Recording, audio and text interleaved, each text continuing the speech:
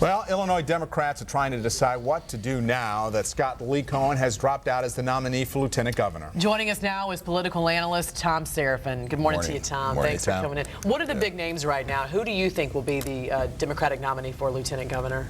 Well, if you take a look at the vote totals, Dan Hines won more than 85 counties downstate, and he still lost. He lost Cook County to Pat Quinn. So if you're looking at numbers going into the election, you'd say to yourself, well, if we carried Cook County, Pat Quinn did, we need somebody downstate to balance the ticket.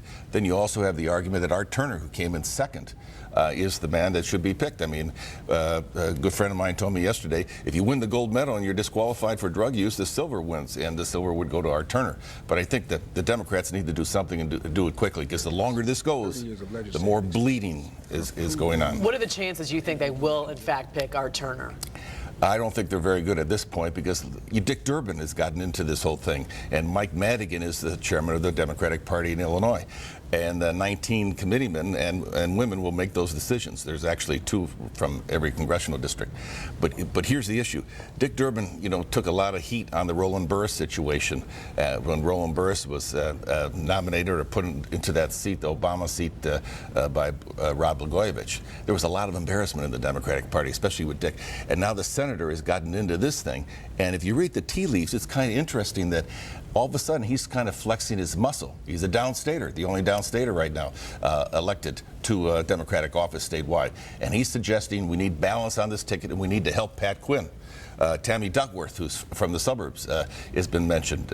Raja, who was the treasurer's candidate, I think, or the comptroller candidate from Peoria, has been mentioned. So they're looking for balance. But I think you're seeing a bigger issue in the party.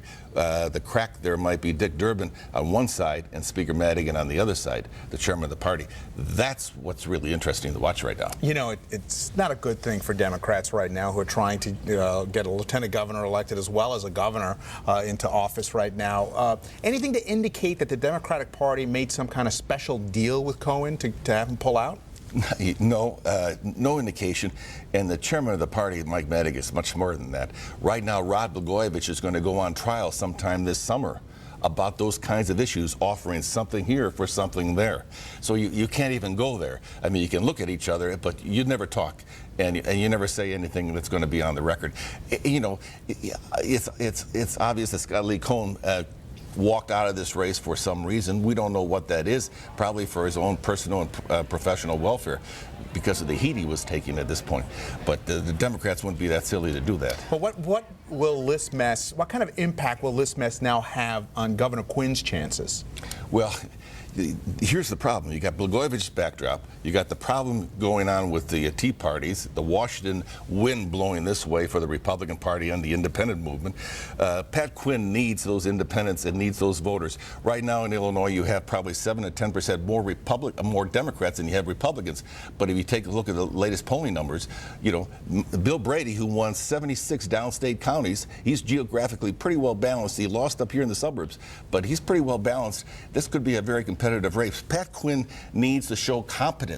In the latest polls right before the election, Dan Hines did a very good job showing that Governor Pat Quinn was not competent to be governor. In the meantime, we don't even know who the Republican nominee between Kirk Dillard and Bill Brady will be yet, because those provisional ballots, and all of them have been counted, the ones that can stand. So those numbers, though, are holding steady around 400. Right. My guess is that Bill Brady becomes the nominee, and you have a pretty good race between Pat Quinn and Bill Brady. Downstate versus upstate, they're trying to balance the ticket with Dick Durbin will try to put a woman or a downstater on this ticket to balance it. It's going to be a good race. The Republicans are in this thing, which is surprising. The Republicans are there. The Democrats are not showing a cohesive unit right now. They have to get their act together, get that LT on, because nobody votes for the LT after Labor Day. So right now, you got to get this guy taken care of, put this person on the ticket, and then run governor to governor. LT, lieutenant governor. Lieutenant governor. Nobody votes for lieutenant governor in a general. Tom, thank you very much. You're welcome.